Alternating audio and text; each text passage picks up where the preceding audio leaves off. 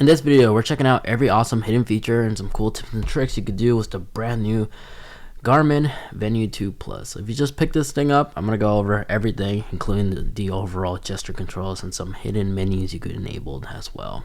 Let's get started. Starting off with the brief overview. So you have 3 buttons right here. The bottom button will always be your back button if you single press. A long press will actually take you to the watch setting. So here you can change the watch face, clock, phone calling history, and if you hit the cog icon, you could go even more in depth in other settings. You could adjust like the activities and apps, controls, shortcut, and stuff like that. But we're gonna go ahead and go over this a little bit more. But if you swipe down from the bottom to the top, this will actually bring up your widgets. You can actually customize your widgets by scrolling all the way down, tap edit. You can actually see the widgets you could add, as well as add some more by hitting the plus on the very bottom, including Spotify music control. And you may also swipe up from the bottom, and this will also bring it up this way as well. And if you want to see your notifications, unfortunately it has to be through a widget, so make sure you get the notification widgets here, and this is where you can actually see your notifications that got pushed from your phone to the watch.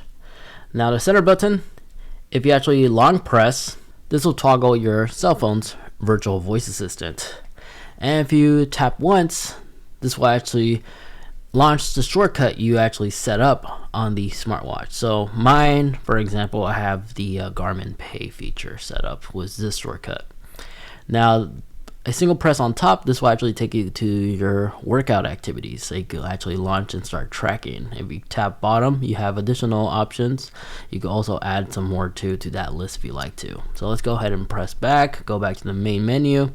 Long press on it, this will actually bring up this other shortcut menu. Here you have quick access to the brightness, the ability to turn off, lock, and you can actually fully customize this as well.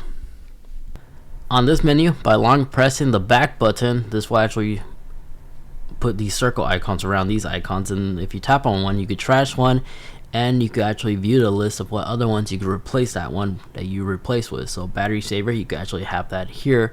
So if you need to squeeze out more battery life, you can always just add this, and it will give you the estimate how much more the battery life that your current watch has will be able to last throughout other days, I should say. So there's that. Now if we go back, and if we actually long press on the main watch face one more time, but this time if you long press on the top part, depending on if you have this enabled, but this could be used to actually toggle SOS. So if you need to get a hold of emergency dispatchers, or you got injured or something, you can manually just press long hold on the very top button, and it'll actually start a 5-second timer. So get a hold of emergency dispatchers or your emergency contact list, depending on how you have it set up during the whole setup procedure with the Garmin app. And if you're unsure how to do that, the quick overview on how to set that up: just launch the Garmin app on your smartphone. On the main menu on top where your profile picture is, just tap on the watch face. And for me, it shows it under the finish setup procedure, but you might find it in the general or one of these settings over here. But right here in the setup procedure, just scroll down to where it says safety feature, and this is where you can actually go in and then set up your emergency contact and stuff, and those other preferences if you haven't set that up yet. And yes, it does have a crash detection. So if you wipe out from a bike run and you're unconscious and unresponsive, this will also toggle the 5-second SOS feature. Now continuing back on the physical watch, to take a screenshot, just press and hold these 2 buttons, and it'll capture a screenshot just like so. Now when starting a workout, like let's select walk as a fine example. If you actually tap this button, you could just ready by bypassing the GPS, so you don't have to worry on that. But in addition to that, the back button will actually create different laps.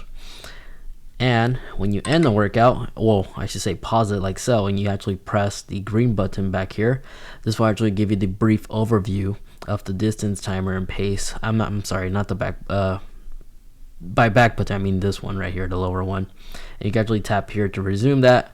And of course, here we have the option to disregard or actually save it.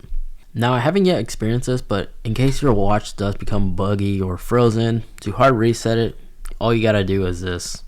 Just hold on to the power button / SOS button, and yeah, it's going to show you the SOS message. Just continue holding it. It's not going to start the timer, and the watch will begin resetting as soon as you press and hold the power button one more time for it to reboot. Alright, now to the important stuff, and that is music streaming. Now you do have media control, and this can be kind of confusing to locate. So to do this, just long hold the back button, scroll all the way down to the gear icon, scroll down to where it says music, and then on music, go into music providers, scroll down to phone with the sound icon. Now whatever video or music you're playing on your main device, you actually have full control right here of it, right here on your wrist, as well as volume controls, and you could adjust the volume on your smartphone this way as well. Honestly, this is kind of a unnecessary long process, but this is the way you could adjust the audio on your smartphone from your smartwatch, as well as pause and play whatever you're listening to on that device or viewing. Now, if you go back to music providers, and if you're using Spotify, you can actually download some of these songs too. So just go ahead and just click on Spotify, same menu as before, and just tap on edit or view settings or update downloads. So when you edit, you can actually view the ones you already had installed. But if you like to add music or podcast, just simply go in this section and select the playlist or recently played, and you can select the playlist inside those selections right here, and it'll download to the smartwatch. And when you have those tracks downloaded, you can select either speaker or add new device, and this will allow you to pair like a pair of Bluetooth headphones to the smartwatch. But of course, speaker will just utilize the internal speaker that this thing has, which will play sound this way. Other things that's worth noting about the smartwatch, since this smartwatch does have a battery life duration that could last 1 week under a single charge, even under highly active loads like activities and stuff like that. If you scroll into the battery section, battery manager, there's some cool features I highly recommend being aware of at least. So you can actually enable battery saver right here as well, but here you can actually enable battery estimates. So this basically off your active activities, it will actually give you the estimate range. I like having this on because this is good information to actually be aware of. It's good to have this enabled just for that additional feature. All in all, for everything else, it's pretty much self-explanatory. Although I should also cover the connectivity. You can just go into here one more time in the settings, go into connectivity, Wi-Fi, and here you can actually search for Wi-Fi networks you previously connected to, or auto upload, which allows you to actually like search for a nearby Wi-Fi network this way as well. Just leave this turned off because I believe it uses a battery. Safety tracking, everything else is pretty much self-explanatory to the most part though. Sound vibration, you can actually increase the vibration motor to high if you need that additional kick. Do not disturb, again, self-explanatory. USB mode, self-explanatory. System updates, you could do that here. In terms of fitness data, everything can just be located in the main Garmin app, which I highly recommend using over the smartwatch. You can view this here after you completed a workout, but the chart's just more eye-pleasing right here, and it just categorize everything nice. If you like to set up the wallet pay, again, tap the watch icon on top here and go into Garmin Pay.